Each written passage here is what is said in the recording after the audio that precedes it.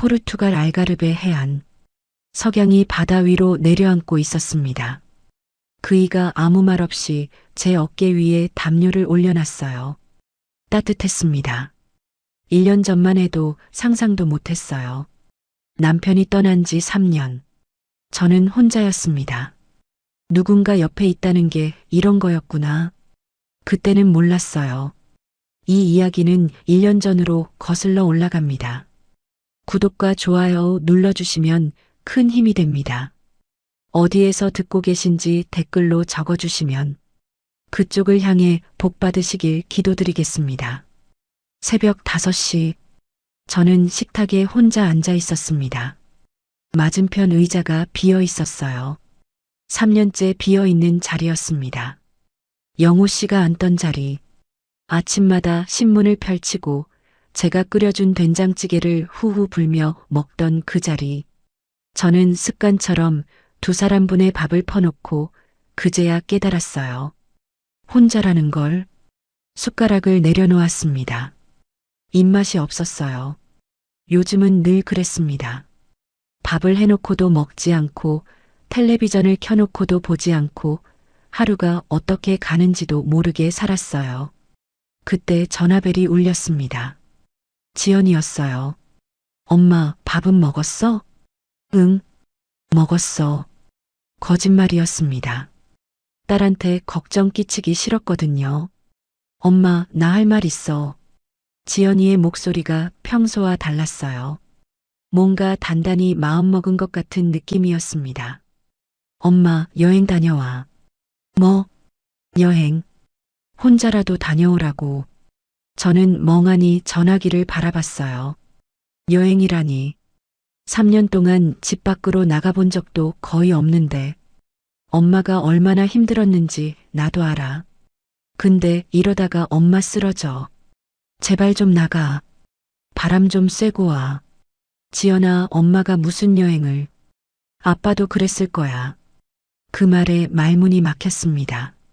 아빠가 살아계셨으면 엄마 손잡고 여행 갔을 거라고.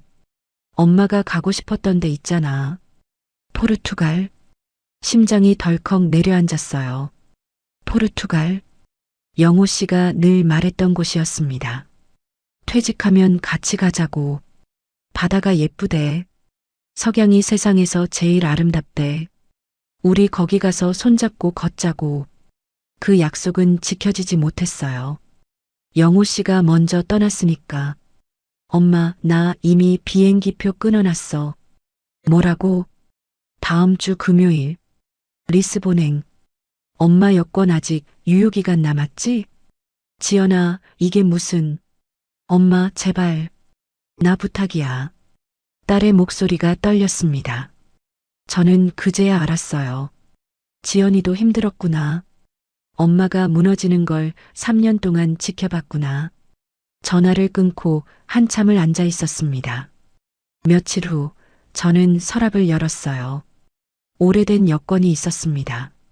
먼지가 쌓여 있었어요. 그 옆에 사진 한 장이 있었습니다. 영호 씨 사진. 웃고 있었어요. 제가 제일 좋아하는 표정이었습니다.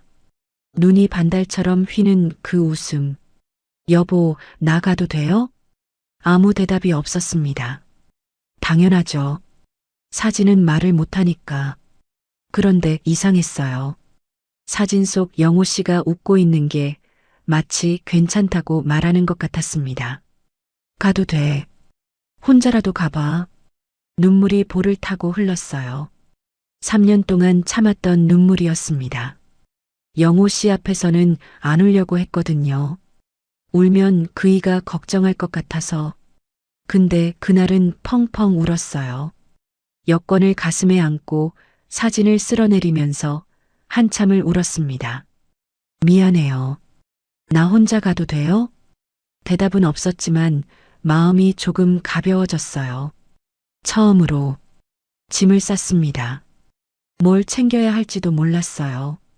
여행이라는 걸 해본 지가 너무 오래됐거든요. 속옷, 양말, 가디건 몇 개, 그리고 영호 씨 사진 한 장. 공항으로 가는 택시 안에서 손이 떨렸습니다. 심장이 두근거렸어요. 설렘인지 두려움인지 구분이 안 됐습니다. 비행기에 올랐어요. 창가 자리였습니다. 영호 씨가 좋아하던 자리. 이륙하는 순간 눈을 감았습니다. 영호 씨 나간다. 몇 시간이 흘렀을까? 눈을 떴을 때 창밖에 햇살이 쏟아지고 있었습니다. 구름이었어요. 하얗고 부드러운 구름이 끝없이 펼쳐져 있었습니다. 그 위로 태양이 눈부시게 빛나고 있었어요. 아름다웠습니다. 3년 만에 처음으로 아름답다고 느꼈어요. 세상에 아직 이런 게 있구나. 햇살이 이렇게 따뜻할 수 있구나. 옆자리는 비어 있었습니다. 영호 씨가 있었으면 뭐라고 했을까? 아마 제 손을 꼭 잡고 이랬을 거예요. 여보, 예쁘지? 내가 뭘 했어? 그 목소리가 귓가에 맴도는 것 같았습니다. 저는 창밖을 바라보며 작게 중얼거렸어요. 영호 씨, 나 잘하고 있는 거 맞죠? 비행기가 서서히 하강하기 시작했습니다. 기내 방송이 나왔어요. 곧 리스본에 도착한다고. 심장이 다시 두근거렸습니다. 이번엔 확실히 설렘이었어요. 문제는 그 다음이었습니다. 도착 첫날 예상하지 못한 일이 벌어졌거든요. 리스본 공항은 생각보다 작았습니다. 하지만 저한테는 너무 컸어요. 모든 게 낯설었거든요. 안내판에 포르투갈어, 빠르게 지나가는 사람들, 어디로 가야 할지 모르는 막막함. 짐을 끌고 공항 밖으로 나왔습니다. 햇살이 따가웠어요. 한국의 5월과는 달랐습니다. 더 뜨겁고 더 건조하고 공기에서 바다 냄새가 났어요. 택시 승강장을 찾았습니다. 줄이 길었어요. 30분을 기다려서 겨우 택시에 올랐습니다. 기사에게 숙소 주소를 보여줬어요. 휴대폰 화면에 저장해둔 예약 확인서였습니다. 기사가 고개를 끄덕이더니 출발했어요. 그런데 이상했습니다. 기사가 자꾸 백미러로 저를 쳐다봤어요. 눈빛이 묘했습니다. 뭔가를 계산하는 것 같은. 저는 불안해서 가방을 꼭 안았어요. 얼마나 걸려요? 영어로 물었습니다. 기사가 뭐라고 대답했는데 하나도 못 알아들었어요. 포르투갈어였거든요. 차가 한적한 골목으로 들어섰습니다. 건물들이 낡았어요. 관광지 같지 않았습니다. 불안감이 커졌어요. 그때 차가 갑자기 멈췄습니다. 여기에요? 기사가 문을 열었어요. 내리라는 것 같았습니다. 저는 어리둥절해서 내렸어요. 짐을 꺼내려고 트렁크로 갔는데 택시가 출발했습니다. 제 캐리어를 싣고 잠깐요. 소리쳤지만 소용없었어요. 택시는 이미 골목을 빠져나가고 있었습니다. 저는 얼어붙은 채 서 있었어요. 캐리어 안에 뭐가 있었는지 아세요?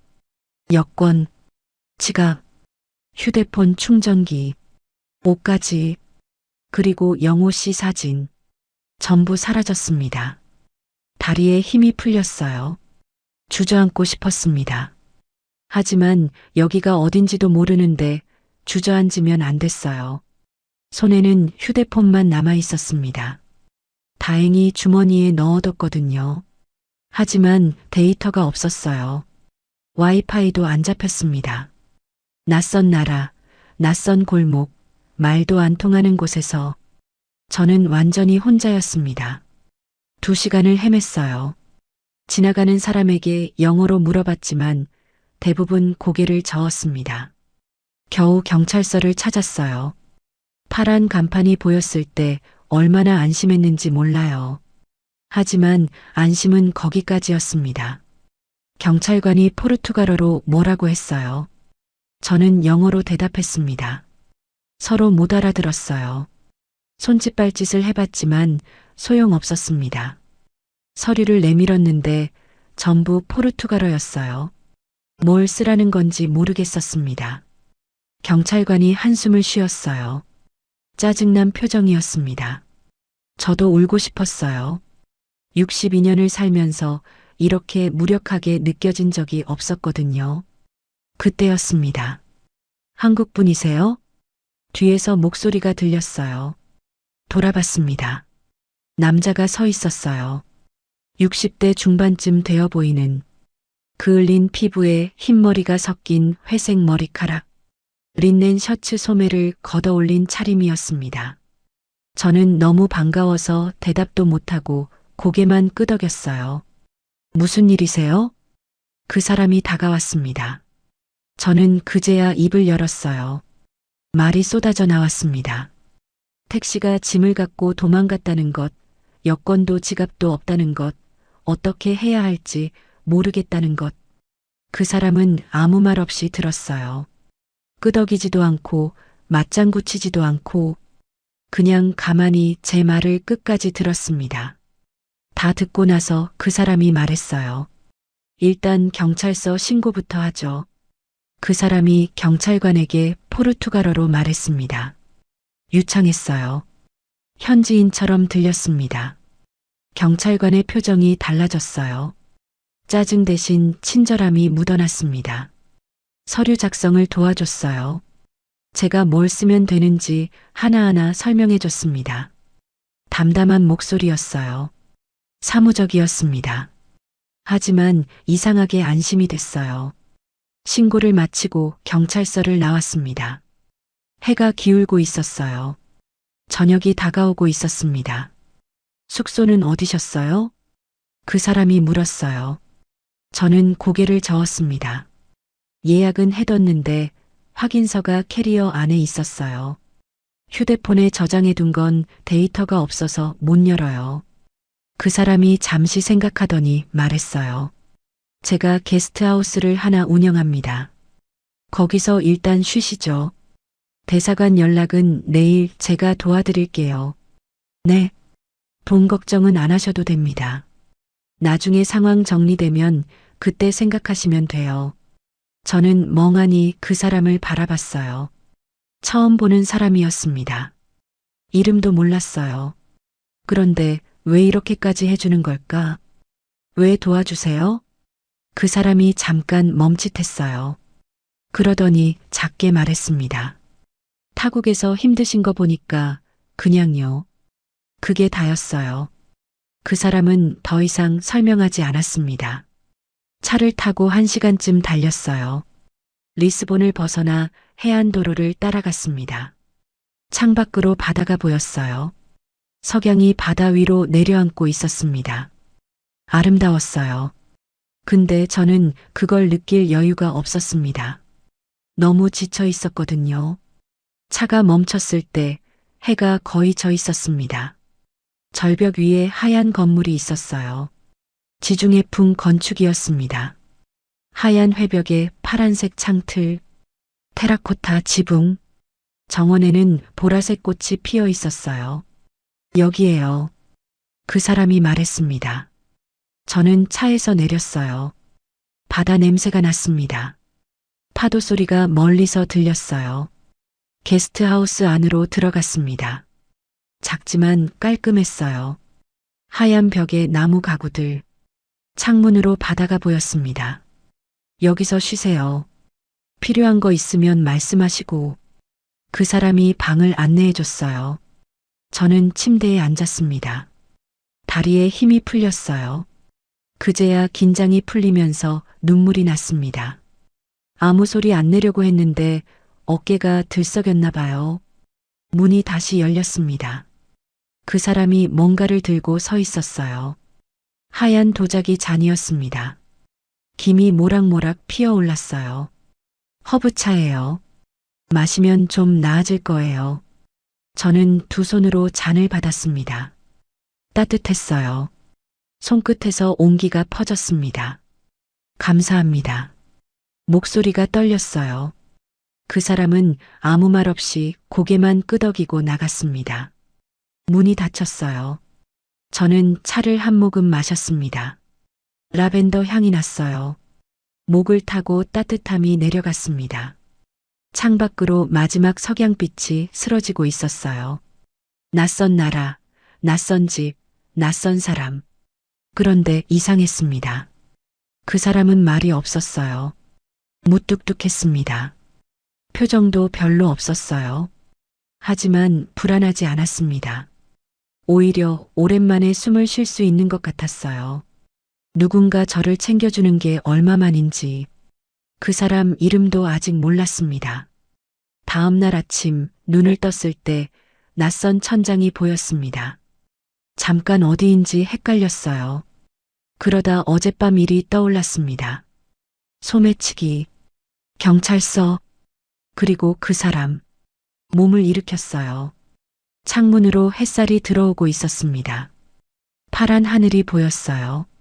저 멀리 바다가 반짝이고 있었습니다. 아름다웠어요. 근데 그걸 느낄 여유가 없었습니다. 오늘 뭘 해야 하지? 대사관은 어떻게 가지? 여권 재발급은 얼마나 걸리지? 방문을 열고 나왔어요. 복도 끝에 작은 식당이 있었습니다. 나무 테이블 위에 뭔가 놓여 있었어요. 죽이었습니다. 하얀 도자기 그릇에 담긴 따뜻한 죽.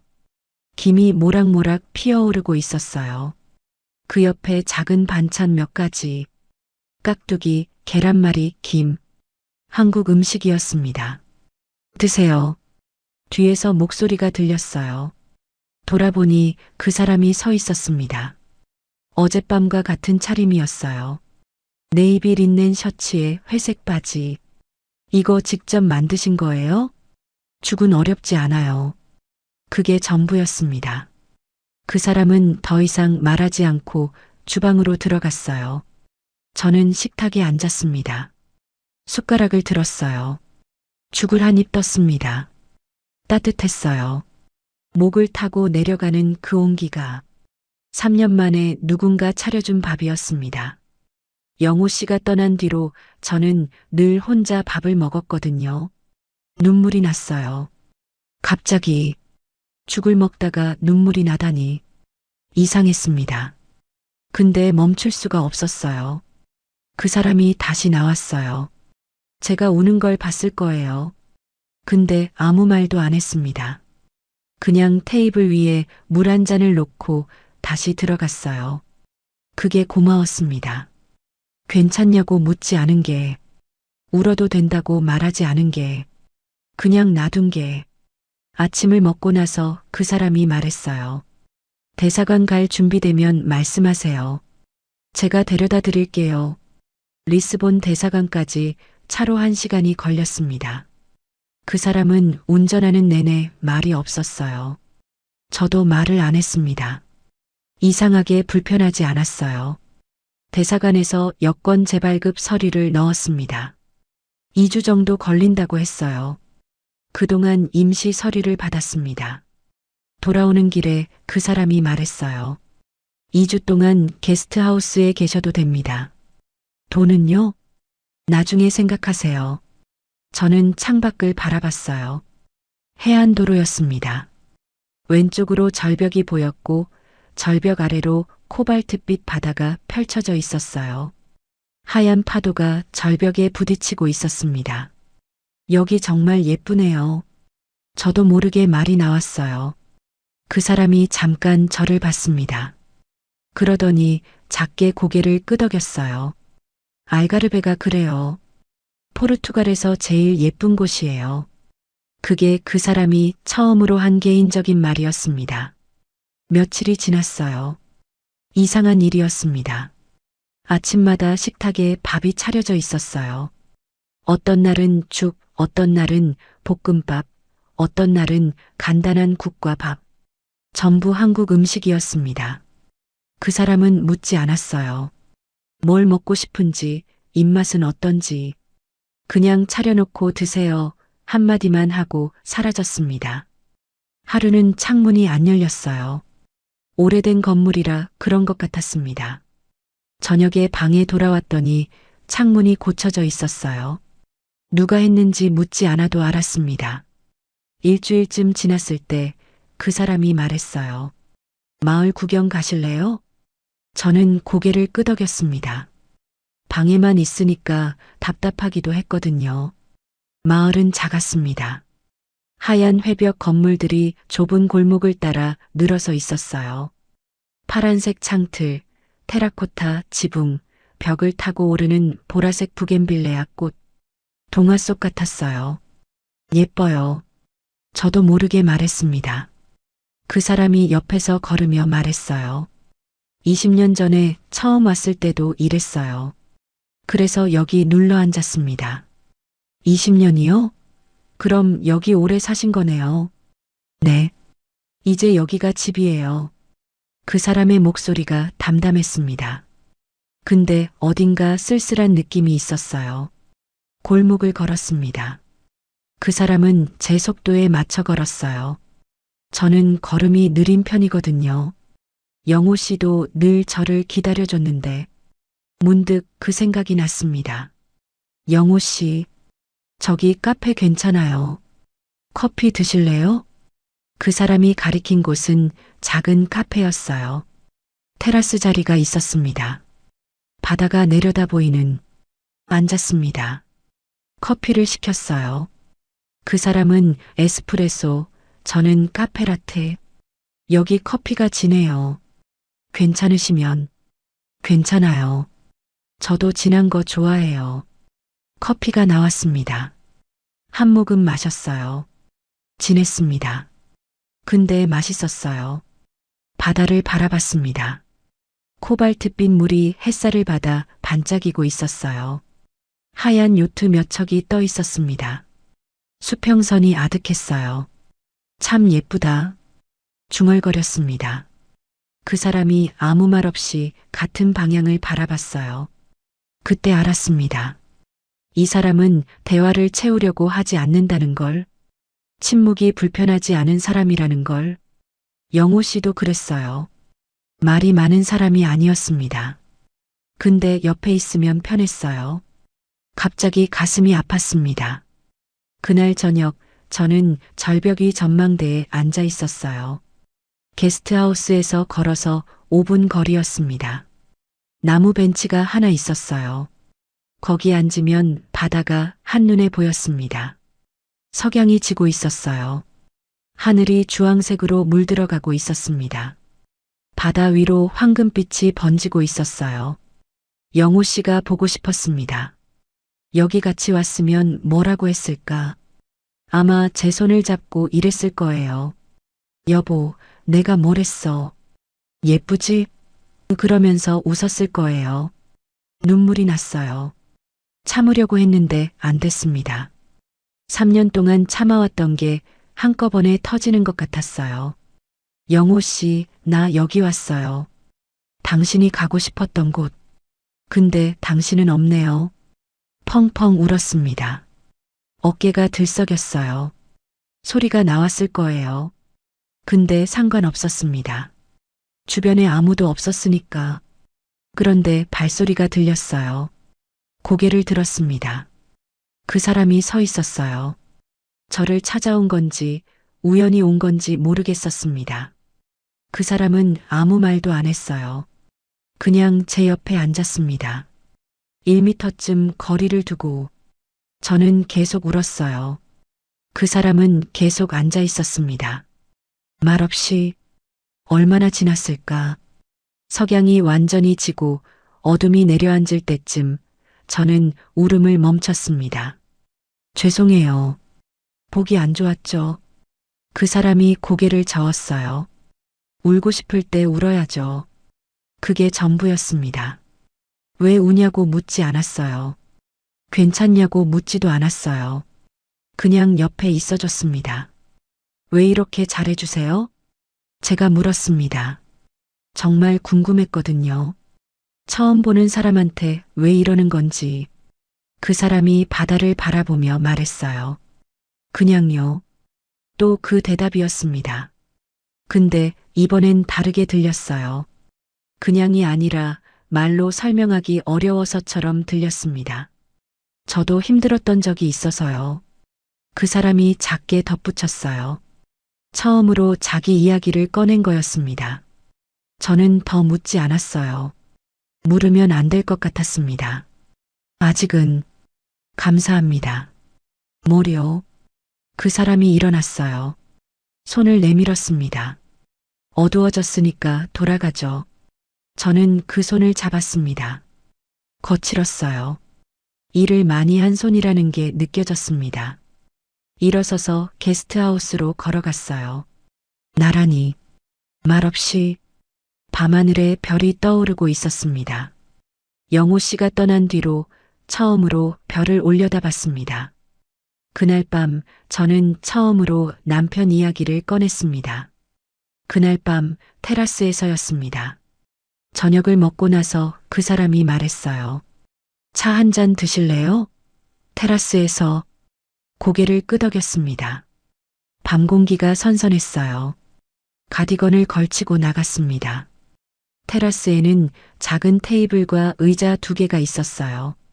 그 사람이 허브차를 2잔 가져왔습니다. 라벤더 향이 났어요. 앉아서 차를 마셨습니다. 멀리 바다가 보였어요. 밤바다는 낮과 달랐습니다. 검푸른색이었어요. 수평선 위로 별이 하나둘 떠오르고 있었습니다. 별이 많네요. 저도 모르게 말했어요. 그 사람이 고개를 끄덕였습니다. 여기는 늘 이래요. 도시 불빛이 없으니까. 한참 침묵이 흘렀습니다. 이상하게 불편하지 않았어요. 그때 제가 먼저 입을 열었습니다. 남편이요. 그 사람이 저를 봤어요. 아무 말 없이 3년 전에 갔어요. 갑자기 주머니에서 지갑을 꺼냈습니다. 소매치기 당했을 때 다행히 크로스백에 있던 작은 지갑은 남았거든요. 그 안에 사진 한 장이 있었어요. 영호 씨 사진. 이 사람이에요. 그 사람에게 사진을 보여줬습니다. 영호 씨가 웃고 있었어요. 눈이 반달처럼 휘는 그 웃음. 좋은 분이셨네요. 그 사람이 말했어요. 진심이 담긴 목소리였습니다. 네. 좋은 사람이었어요. 눈물이 또 났습니다. 근데 이번엔 펑펑 울지는 않았어요. 그냥 조용히 흘러내렸습니다. 38년을 같이 살았어요. 24에 만나서 그때는 몰랐어요. 이 사람이 평생이 될 줄. 말이 흘러나왔습니다. 누군가에게 영호 씨 이야기를 하는 게 얼마만인지. 처음엔 별로였어요. 솔직히 너무 말이 없어서 웃지도 않고 재미없는 사람이다 그랬어요. 그 사람이 작게 웃었어요. 처음 보는 웃음이었습니다. 근데요, 시간이 지나니까 알겠더라고요. 말이 없는 게 아니라 행동으로 하는 사람이었어요. 차를 한 모금 마셨습니다. 라벤더 향이 코끝을 스쳤어요. 제가 아프면 아무 말 없이 죽 끓여놓고 비 오는 날이면 회사 끝나고 우산 들고 나와 있고 결혼기념일에는 꽃 한 송이 사들고 와서 툭 던지듯이 주고 목이 메었습니다. 근데 그게 다였어요. 그게 그 사람 전부였어요. 말로 안 하고 그냥 하는 거. 그 사람이 아무 말 없이 듣고 있었어요.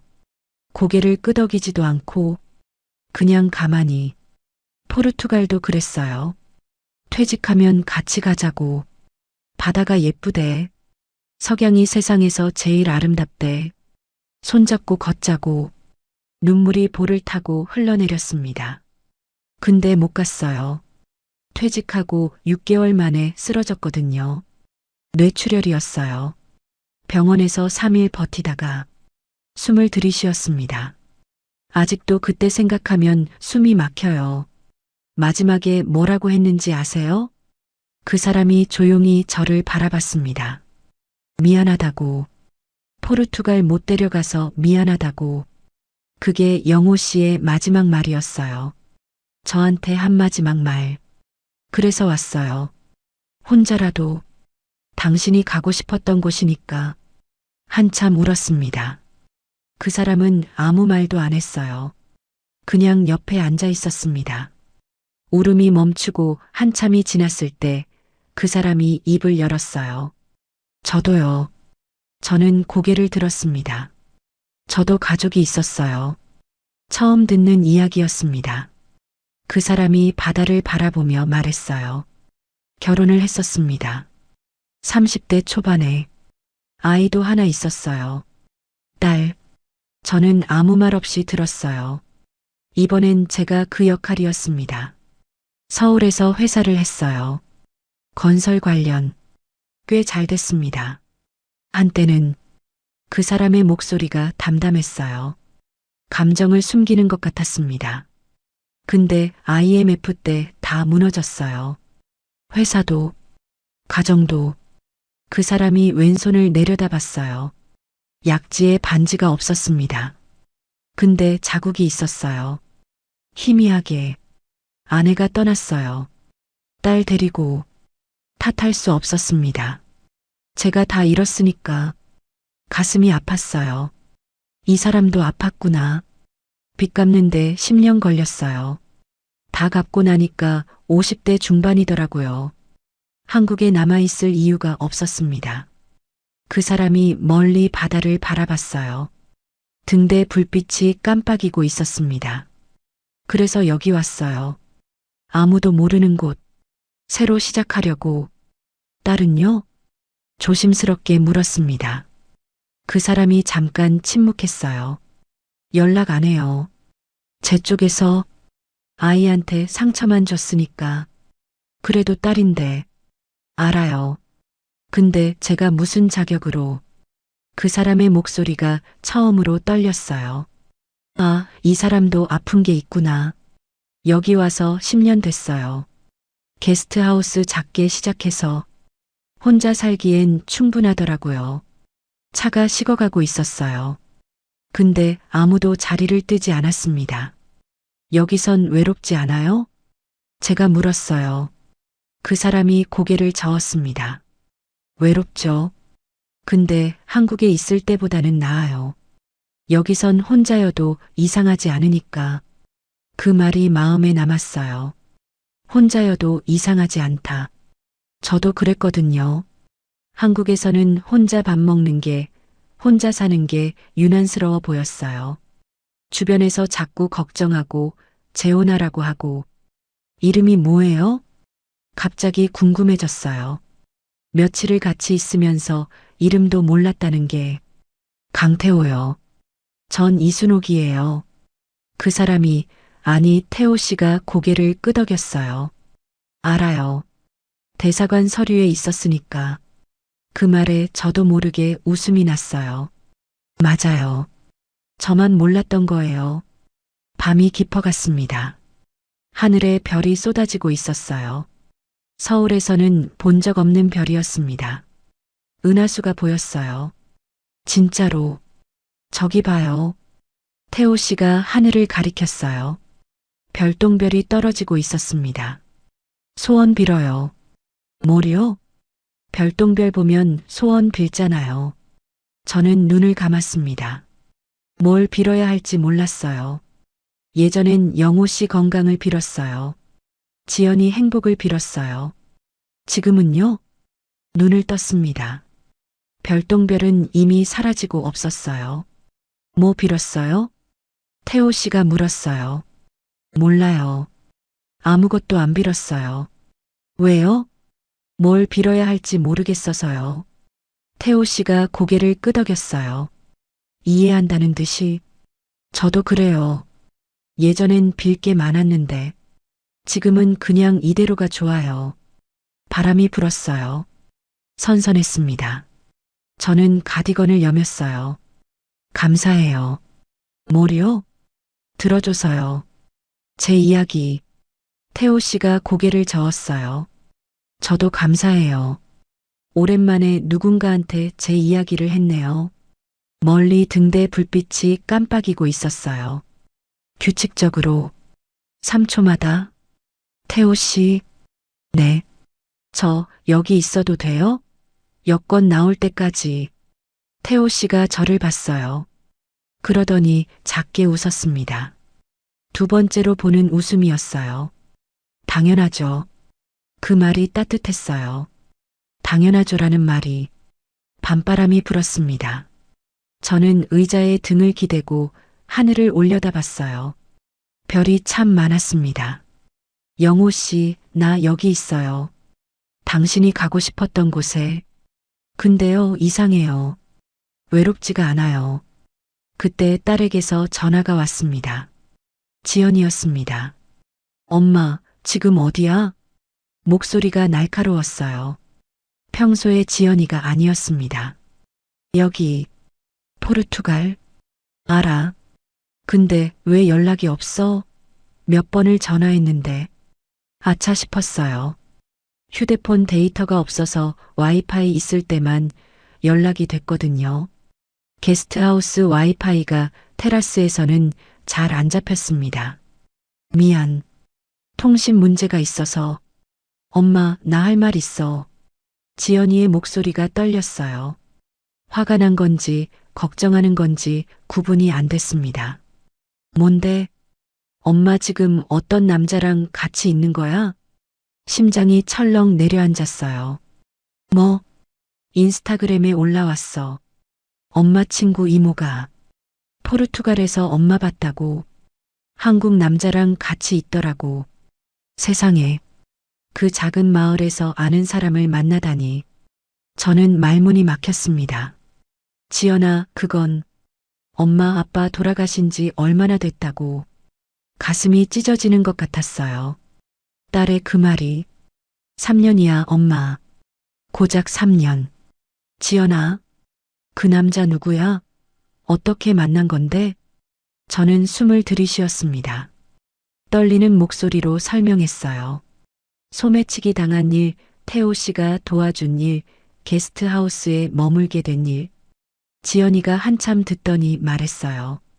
그러니까 모르는 남자 집에서 2주째 살고 있다는 거야? 그렇게 말하니까 이상하게 들렸어요.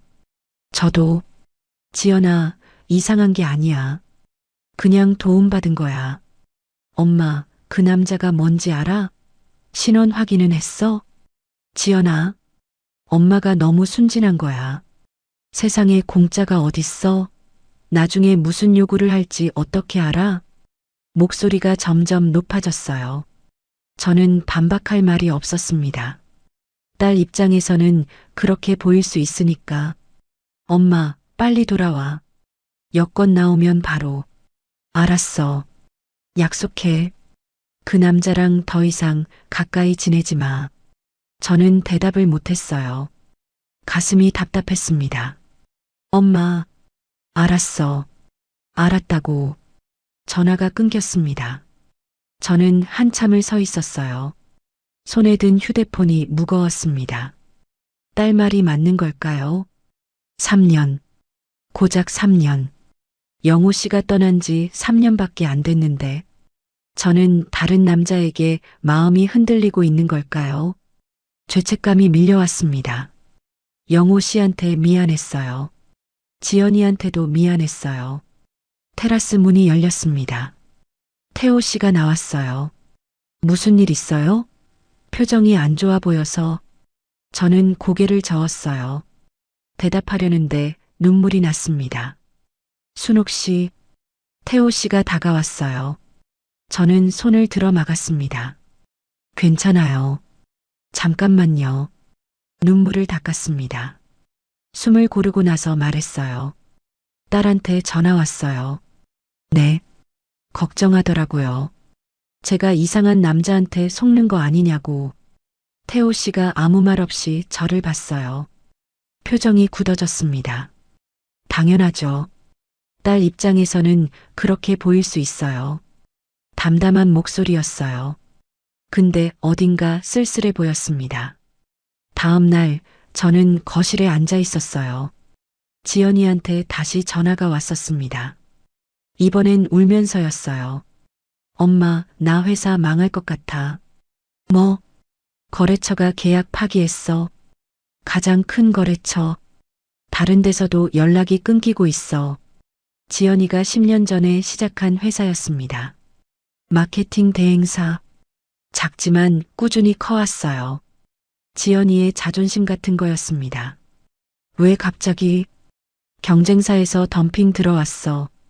우리 클라이언트 다 뺏어가고 있어. 몇 달째 버티고 있었는데 이번에 가장 큰 데가 나갔어. 지연이의 목소리가 떨렸어요. 울음을 참는 것 같았습니다. 지연아, 엄마, 나 어떡해. 직원들 월급도 못 줄 것 같아. 다 내 책임인데. 가슴이 아팠어요. 딸이 힘들어하는 게.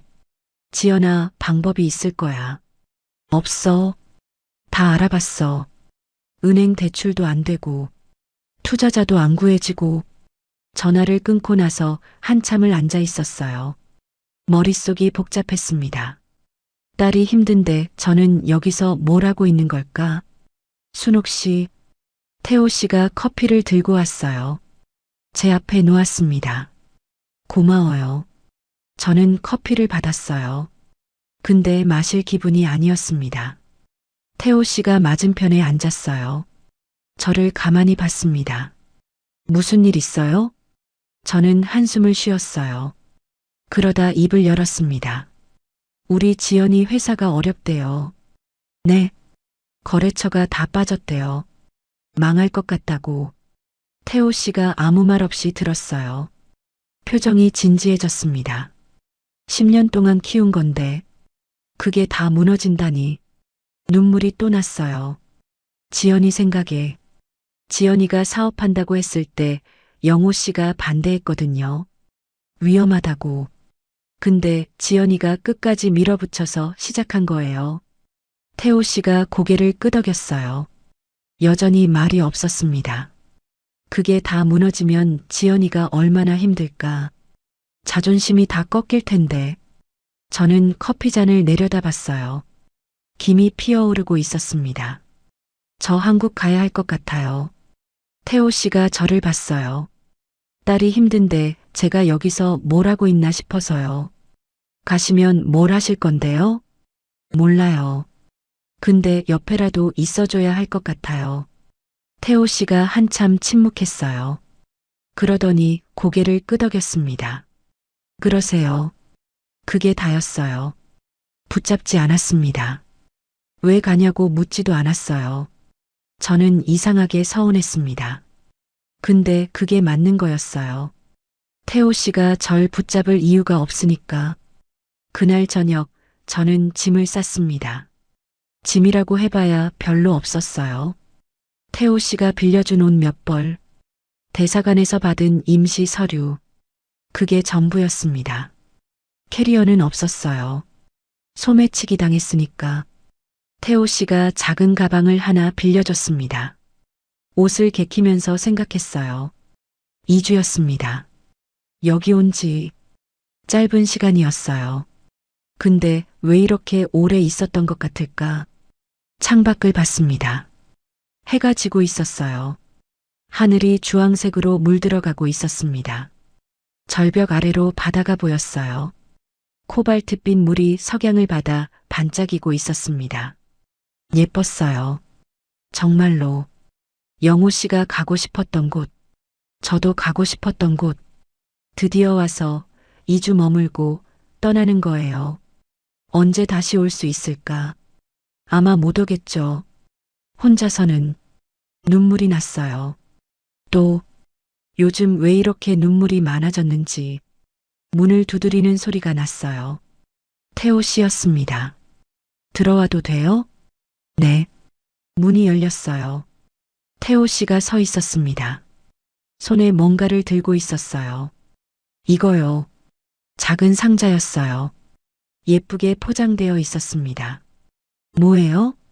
나중에 열어보세요. 비행기 타고. 저는 상자를 받았어요. 가벼웠습니다. 뭐가 들어있는지 궁금했지만 태호 씨가 나중에 열라고 했으니까 고마워요. 그동안 저는 고개를 숙였어요.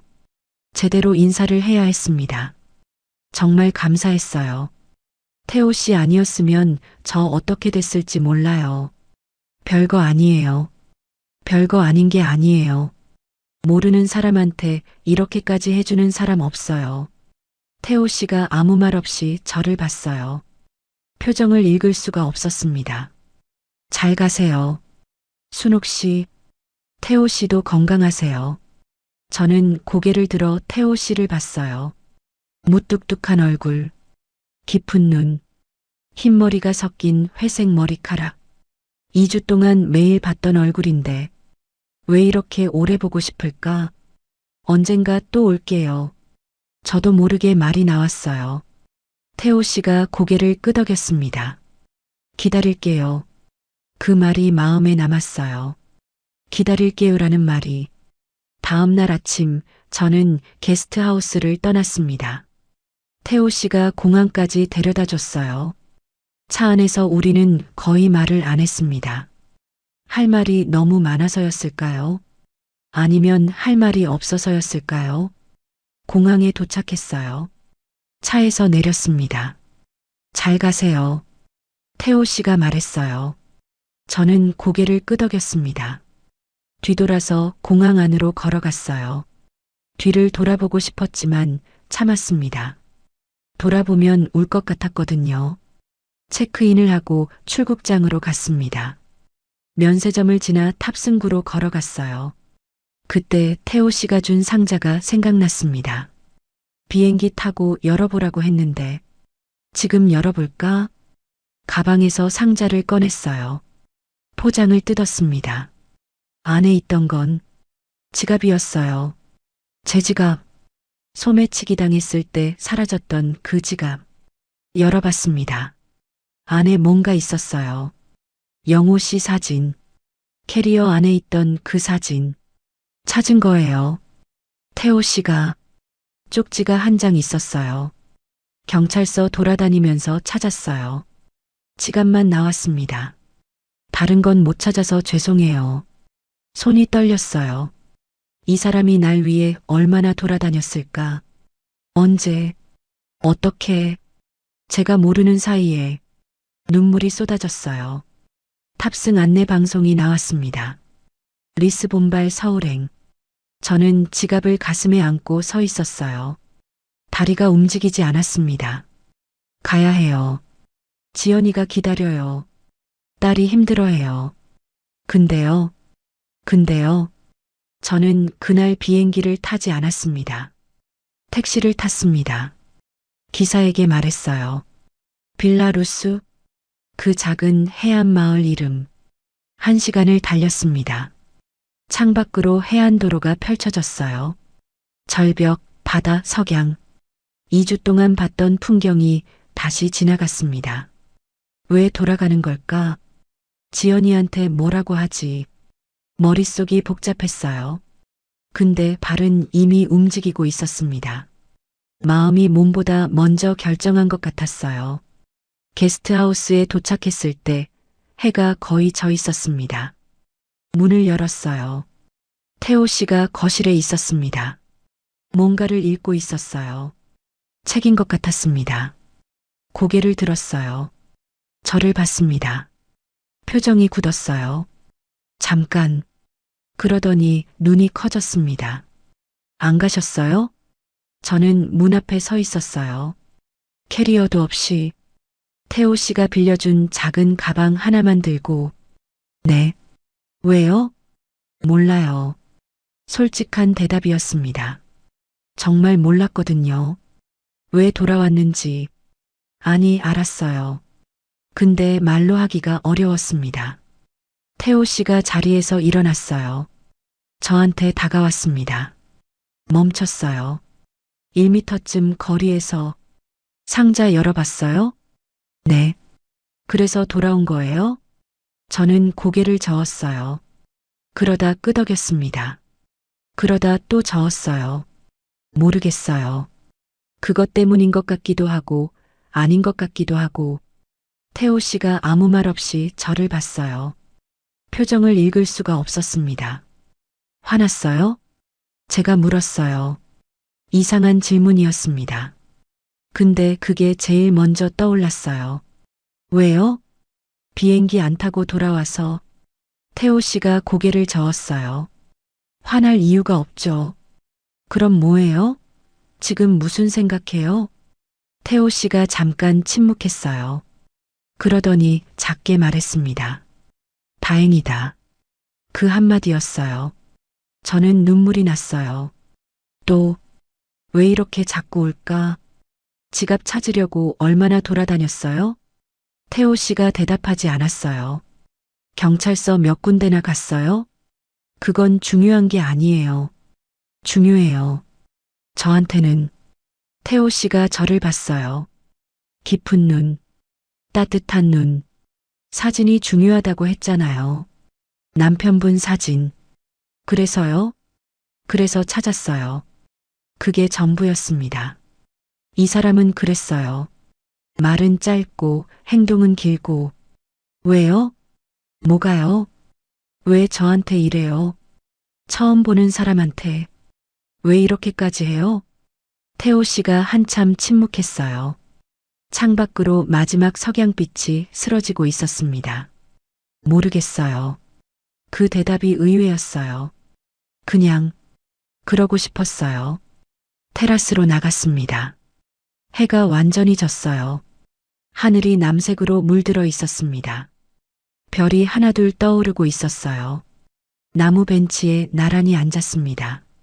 예전처럼. 근데 뭔가 달랐어요. 순옥 씨, 네. 저 물어볼 게 있어요. 뭔데요? 태호 씨가 바다를 바라보며 말했어요. 돌아온 거 후회 안 해요? 저는 생각했어요. 지연이, 회사, 딸의 걱정, 딸의 분노, 몰라요. 아직은 솔직한 대답이었습니다. 근데요, 네. 후회하더라도 돌아왔을 것 같아요. 태호 씨가 저를 봤어요. 이해가 안 된다는 표정이었습니다. 공항에서 지갑 열었을 때요. 영호 씨 사진 봤을 때요. 저는 숨을 들이쉬었어요. 그 사진을 찾으려고 태호 씨가 얼마나 돌아다녔을지 생각했어요. 경찰서 몇 군데를 갔을지, 포르투갈어로 뭐라고 설명했을지, 제가 모르는 사이에 목이 메었어요. 영호 씨도 그랬거든요. 네. 말 안 하고 행동으로 하는 사람. 제가 모르는 사이에 다 해놓고 나중에 알게 되는 거. 바람이 불었어요. 머리카락이 흔들렸습니다. 그래서요. 그 지갑 보는 순간 비행기를 못 탔어요. 태호 씨가 아무 말 없이 듣고 있었어요. 이상하죠? 남편 사진 때문에 돌아온 건데 남편 때문이 아니라 태호 씨 때문에 돌아온 것 같아서 저도 제가 무슨 말을 하는지 모르겠었어요. 근데 그게 진심이었습니다. 태호 씨가 천천히 손을 뻗었어요. 제 손 가까이에 멈췄습니다. 저는 그 손을 봤어요. 거친 손, 일을 많이 한 손, 지갑을 찾으려고 돌아다녔을 그 손. 제가 먼저 손을 뻗었어요. 태호 씨 손을 잡았습니다. 따뜻했어요. 태호 씨, 네. 저 여기 더 있어도 돼요? 당연하죠. 여권 나올 때까지 말고요. 태호 씨가 저를 봤어요. 눈이 반짝이는 것 같았습니다. 착각일 수도 있어요. 근데 그렇게 보였습니다. 얼마든지요. 손을 잡은 채로 바다를 바라봤어요. 별이 점점 많아지고 있었습니다. 은하수가 희미하게 보였어요. 영호 씨, 미안해요. 근데요, 이상해요. 미안한데 행복해요. 이게 뭘까요? 멀리 등대 불빛이 깜빡이고 있었어요. 규칙적으로, 마치 괜찮다고 말해주는 것처럼. 태호 씨, 네. 고마워요. 뭐요? 그냥, 전부요. 태호 씨가 제 손을 살짝 쥐었어요. 대답 대신, 그날 밤 우리는 오래 앉아 있었습니다. 손을 잡은 채로, 말없이, 다음 날 아침이었습니다. 눈을 떴을 때 휴대폰에 알림이 가득 차 있었어요. 밤새 와이파이에 연결되어 있었나 봐요. 지연이한테서 온 메시지가 열 몇 개였습니다. 엄마 전화 받아. 엄마 어디야? 비행기 안 탄 거야? 엄마 제발. 중요한 얘기 있어. 심장이 쿵 내려앉았어요. 무슨 일이지? 전화를 걸었습니다. 신호음이 2번 울리고 지연이가 받았어요. 엄마. 지연아, 무슨 일이야? 엄마 어디야? 비행기 안 탄 거야? 응, 안 탔어. 왜? 무슨 일 있어? 그건 나중에 얘기할게. 너 무슨 일인데? 메시지 되게 많이 보냈던데. 지연이가 잠깐 침묵했어요. 그러더니 목소리가 달라졌습니다. 엄마, 회사 살았어. 뭐? 회사가 살았다고. 저는 침대에서 벌떡 일어났어요. 어떻게? 나도 몰라. 갑자기 투자자가 나타났어. 엄청 좋은 조건으로. 그리고 빠졌던 거래처들도 다시 연락 왔어. 믿기지 않았어요. 갑자기 누가? 그게 투자자 이름이 낯설어서 찾아봤거든. 지연이의 목소리가 떨렸어요. 근데 엄마, 그 사람 있잖아. 포르투갈에서 엄마 도와준 사람. 심장이 멈추는 것 같았어요. 태호 씨? 응, 강태호. 그게 무슨, 투자자가 옛날에 그 사람이랑 사업했던 사람이래. 그 사람이 연결해줬대. 저는 말문이 막혔어요. 엄마, 그 남자, 나한테 연락 왔었어. 며칠 전에. 뭐, 엄마한테 들은 얘기라고. 회사 어렵다고 했다고. 도움 될 수 있는 사람 연결해주고 싶다고. 눈앞이 아찔했어요. 나는 그때 무시했거든. 이상한 사람인 줄 알고. 근데 진짜였어. 지연이가 울기 시작했어요. 엄마, 나 그 사람한테 나쁘게 말했었어. 엄마한테도. 이상한 남자라고. 속는 거라고. 지연아. 근데 그 사람이 나를 도와줬어. 나 모르게. 엄마도 모르게. 저는 창밖을 봤어요. 아침 햇살이 바다 위로 쏟아지고 있었습니다. 태호 씨, 이 사람이 또 그런 거예요. 말 안 하고, 혼자서, 제가 모르는 사이에, 엄마, 응, 그 사람, 좋은 사람인 것 같아. 지연이의 목소리가 작아졌어요. 엄마, 미안해. 내가 잘못 생각했어. 눈물이 났어요. 근데 이번엔 기쁜 눈물이었습니다. 지연아, 응, 괜찮아. 전화를 끊고 한참을 앉아 있었어요. 손이 떨렸습니다. 문을 열고 나갔어요. 태호 씨가 테라스에서 커피를 마시고 있었습니다. 아침 햇살을 받으며 저를 보더니 고개를 끄덕였어요. 평소처럼 일어나셨어요? 커피 드릴까요? 저는 그 사람 앞으로 걸어갔어요. 멈췄습니다. 태호 씨, 네. 왜 말 안 했어요? 태호 씨가 멈칫했어요. 무슨 말인지 아는 것 같았습니다. 지연이한테 들었어요. 전부 태호 씨가 커피잔을 내려놓았어요. 바다를 바라봤습니다. 말하면 부담될 것 같아서 그래도요. 순옥 씨가 걱정하시는 게 보여서 제가 할 수 있는 게 그거였어요. 저는 그 사람 앞에 섰어요. 눈을 마주 봤습니다. 고마워요. 정말로. 뭐려? 그 말 그만해요. 태호 씨가 저를 봤어요. 의아한 표정으로. 뭐려 말고요. 천만에요라고 해요. 태호 씨가 웃었어요. 처음 보는 환한 웃음이었습니다. 천만에요. 저도 웃었어요. 눈물이 나면서 테라스에 앉았습니다. 아침 햇살 아래 태호 씨가 커피를 건넸어요. 저는 받았습니다. 따뜻했어요. 왜 그렇게까지 했어요? 제가 물었어요.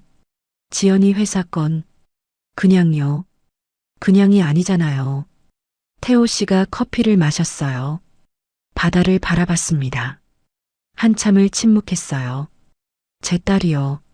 네. 저도 딸이 있었어요. 말씀드렸잖아요. 연락 안 한다고 했죠. 네. 15년째. 바람이 불었어요. 머리카락이 흔들렸습니다. 사업 망했을 때 제가 딸한테 도움 못 줬어요. 태호 씨의 목소리가 낮아졌어요. 딸이 창업하려고 했거든요. 작은 카페. 근데 제가 망하고 나서 돈이 없었어요. 도와줄 수가 없었습니다. 저는 아무 말 없이 들었어요. 딸이 결국 포기했어요. 카페? 지금은 회사 다니고 있다고 들었어요. 연락은요? 몇 번 했죠. 안 받더라고요. 나중엔 번호가 바뀌었어요. 목이 메었어요. 이 사람 이야기에. 그래서요. 순옥 씨 딸 얘기 들었을 때 태호 씨가 저를 봤어요. 깊은 눈.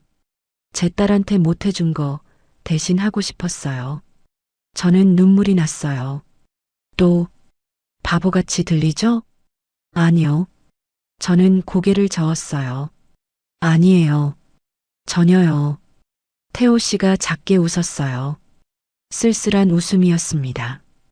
고맙습니다. 순옥 씨 덕분에 그래도 뭔가 한 것 같아요. 태호 씨, 네. 딸한테 다시 연락해 보세요. 태호 씨가 고개를 저었어요. 15년이에요. 너무 늦었어요. 안 늦었어요. 저는 태호 씨 손을 잡았어요. 어제처럼 저도 영호 씨 떠나고 3년 동안 아무것도 못했어요. 너무 늦었다고 생각했거든요. 뭘 해도 태호 씨가 저를 봤어요. 근데 여기 왔잖아요. 태호 씨 만났잖아요. 늦은 게 아니었어요. 바다가 반짝이고 있었어요. 아침 햇살을 받아서 딸도 마찬가지예요. 15년이 뭐예요? 연락해 보세요. 태호 씨가 한참 침묵했어요. 그러더니 고개를 끄덕였습니다. 해볼게요. 작은 목소리였어요. 근데 진심이 담겨 있었습니다. 그날 오후 지연이한테 영상 통화가 왔어요. 테라스에 앉아 있다가 받았습니다. 태호 씨도 옆에 있었어요. 엄마, 지연이 얼굴이 화면에 떴어요. 눈이 빨갛더라고요. 울었나 봐요. 지연아, 엄마, 그 아저씨 옆에 있어? 저는 태호 씨를 봤어요. 태호 씨가 고개를 끄덕였습니다. 화면에 들어왔어요. 안녕하세요. 지연이가 잠깐 멈칫했어요.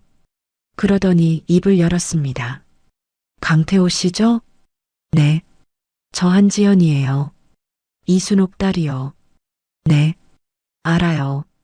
지연이가 숨을 들이쉬었어요. 화면 너머로 보였습니다. 감사합니다. 고개를 숙였어요. 화면에서 엄마 도와주셔서 감사하고요. 저희 회사 살려주셔서 감사해요. 태호 씨가 고개를 저었어요. 저는 연결만 해드린 거예요. 회사 살린 건 지연 씨예요. 아니에요. 그 연결이 없었으면 끝났어요. 지연이의 목소리가 떨렸어요. 그리고요. 네. 엄마한테 잘해주셔서 감사해요. 태호 씨가 잠깐 멈칫했어요. 그러더니 작게 웃었습니다. 제가 더 고마워요. 순옥 씨 덕분에 많이 받았어요. 지연이가 저를 봤어요. 화면으로. 엄마. 응. 거기 있어. 응. 한국 안 와도 돼. 거기 있어. 저는 눈이 커졌어요. 지연이가 그렇게 말할 줄 몰랐거든요. 지연아, 나 괜찮아. 회사도 살았고, 동훈이랑 서준이도 있고, 지연이가 웃었어요.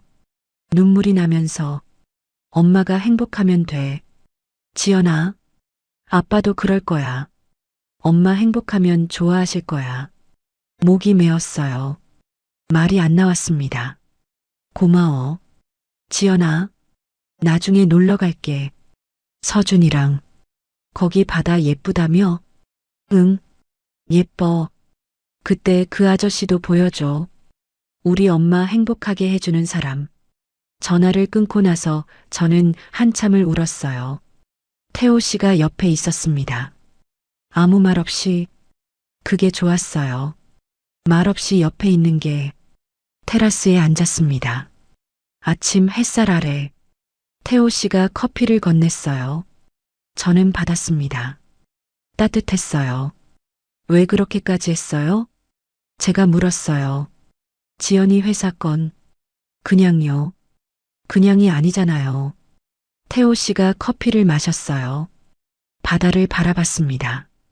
한참을 침묵했어요. 제 딸이요. 네. 저도 딸이 있었어요. 말씀드렸잖아요. 연락 안 한다고 했죠. 네. 15년째. 바람이 불었어요. 머리카락이 흔들렸습니다. 사업 망했을 때 제가 딸한테 도움 못 줬어요. 태호 씨의 목소리가 낮아졌어요. 딸이 창업하려고 했거든요. 작은 카페. 근데 제가 망하고 나서 돈이 없었어요. 도와줄 수가 없었습니다. 저는 아무 말 없이 들었어요.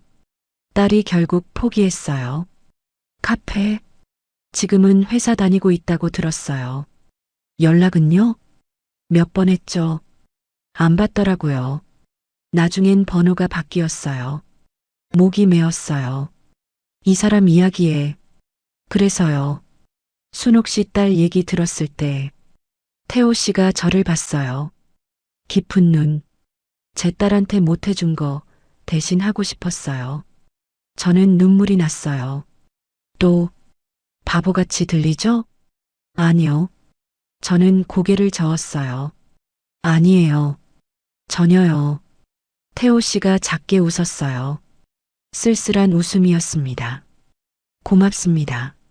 순옥 씨 덕분에 그래도 뭔가 한 것 같아요. 태호 씨, 네. 딸한테 다시 연락해 보세요. 태호 씨가 고개를 저었어요. 15년이에요. 너무 늦었어요. 안 늦었어요. 저는 태호 씨 손을 잡았어요. 어제처럼. 저도 영호 씨 떠나고 3년 동안 아무것도 못했어요. 너무 늦었다고 생각했거든요. 뭘 해도. 태호 씨가 저를 봤어요. 근데 여기 왔잖아요. 태호 씨 만났잖아요. 늦은 게 아니었어요. 바다가 반짝이고 있었어요. 아침 햇살을 받아서. 딸도 마찬가지예요. 15년이 뭐예요? 연락해 보세요. 태호 씨가 한참 침묵했어요. 그러더니 고개를 끄덕였습니다. 해볼게요. 작은 목소리였어요. 근데 진심이 담겨 있었습니다. 그날 오후 지연이한테 영상통화가 왔어요. 테라스에 앉아 있다가 받았습니다. 태호 씨도 옆에 있었어요. 엄마. 지연이 얼굴이 화면에 떴어요. 눈이 빨갛더라고요. 울었나 봐요. 지연아. 엄마, 그 아저씨 옆에 있어? 저는 태호 씨를 봤어요. 태호 씨가 고개를 끄덕였습니다. 화면에 들어왔어요. 안녕하세요. 지연이가 잠깐 멈칫했어요. 그러더니 입을 열었습니다. 강태호 씨죠? 네. 저 한지연이에요. 이순옥 딸이요. 네. 알아요. 지연이가 숨을 들이쉬었어요. 화면 너머로 보였습니다. 감사합니다. 고개를 숙였어요. 화면에서 엄마 도와주셔서 감사하고요. 저희 회사 살려주셔서 감사해요. 태호 씨가 고개를 저었어요. 저는 연결만 해드린 거예요. 회사 살린 건 지연 씨예요. 아니에요. 그 연결이 없었으면 끝났어요. 지연이의 목소리가 떨렸어요. 그리고요. 네. 엄마한테 잘해주셔서 감사해요. 태호 씨가 잠깐 멈칫했어요. 그러더니 작게 웃었습니다. 제가 더 고마워요. 순옥 씨 덕분에 많이 받았어요. 지연이가 저를 봤어요. 화면으로. 엄마. 응. 거기 있어. 응. 한국 안 와도 돼. 거기 있어. 저는 눈이 커졌어요. 지연이가 그렇게 말할 줄 몰랐거든요. 지연아. 나 괜찮아. 회사도 살았고, 동훈이랑 서준이도 있고. 지연이가 웃었어요. 눈물이 나면서. 엄마가 행복하면 돼. 지연아. 아빠도 그럴 거야. 엄마 행복하면 좋아하실 거야. 목이 메었어요. 말이 안 나왔습니다. 고마워. 지연아. 나중에 놀러 갈게. 서준이랑. 거기 바다 예쁘다며? 응. 예뻐. 그때 그 아저씨도 보여줘. 우리 엄마 행복하게 해주는 사람. 전화를 끊고 나서 저는 한참을 울었어요. 태호 씨가 옆에 있었습니다. 아무 말 없이. 그게 좋았어요. 말 없이 옆에 있는 게. 봄이 돌아왔습니다. 포르투갈의 봄은 따뜻했어요. 아몬드 꽃이 피고 바다가 반짝이고 관광객들이 하나둘 찾아오기 시작했습니다. 게스트하우스 카사 루스. 우리 집 이름이에요. 태호 씨가 지은 거예요. 할머니. 서준이가 뛰어왔어요. 7살. 작년보다 많이 컸습니다. 서준아.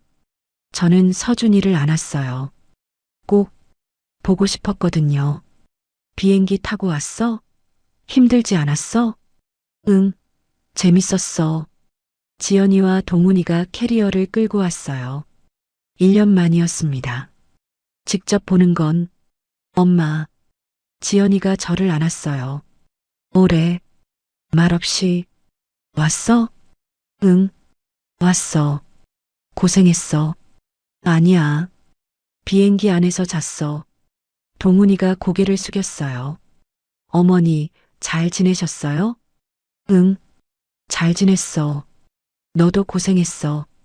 태호 씨가 테라스에서 내려왔어요. 앞치마를 두르고 있었습니다. 요리하다 나온 것 같았어요. 어서 오세요. 지연이가 태호 씨를 봤어요. 1년 전 영상통화 이후로 몇 번 더 통화했지만 직접 보는 건 처음이었습니다. 안녕하세요. 강태호 씨, 지연 씨, 반가워요. 서준이가 태호 씨를 올려다봤어요. 고개를 까딱 기울이면서 할아버지, 순간 멈칫했어요. 태호 씨도, 저도. 지연이가 서준이 머리를 쓰다듬었어요. 응, 서준아, 할아버지야. 태호 씨 눈에 뭔가 반짝이는 게 보였어요. 눈물인 것 같았습니다. 근데 바로 사라졌어요. 안녕, 서준아. 태호 씨가 무릎을 굽혀 서준이 눈높이에 맞췄어요. 배고프지? 할아버지가 맛있는 거 만들어 놨어. 뭔데? 해물 파스타? 좋아해? 좋아. 서준이가 태호 씨 손을 잡았어요. 자연스럽게. 아이들은 그랬어요. 어른들보다 빨리 마음을 열었습니다. 테라스에 식탁을 차렸어요. 태호 씨가 만든 요리들. 해물 파스타, 구운 생선, 신선한 샐러드. 와, 맛있다. 동훈이가 감탄했어요. 태호 씨 요리 실력이 이 정도였어요? 오래 살다 보니까 늘었어요. 저희도 배워가야겠어요. 지연이가 웃었어요. 1년 전에는 상상도 못했을 풍경이었습니다. 바다가 보였어요. 테라스 난간 너머로 코발트빛 바다가 햇살을 받아 반짝이고 있었습니다. 엄마, 응? 행복해 보여. 지연이가 작게 말했어요. 응, 행복해. 다행이다. 지연이 눈에 눈물이 맺혔어요. 근데 웃고 있었습니다. 아빠도 좋아하실 거야. 저도 웃었어요. 눈물이 나면서. 그럴까? 응, 분명히. 서준이가 소리쳤어요. 할머니, 할아버지, 받아가요.